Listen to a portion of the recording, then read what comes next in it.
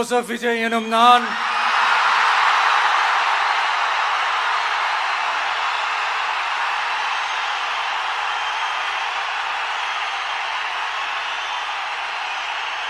சட்டப்படி அமைக்கப்பெற்ற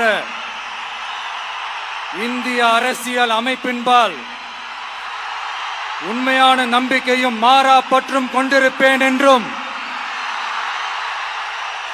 இந்திய நாட்டின் ஒப்பில்லாத முழு முதல் ஆட்சியையும் ஒருமையையும் நிலை நிறுத்துவேன் என்றும்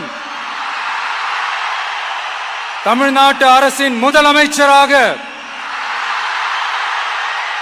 உண்மையாகவும் உளச்சான்றின்படியும் என் கடமைகளை நிறைவேற்றுவேன் என்றும்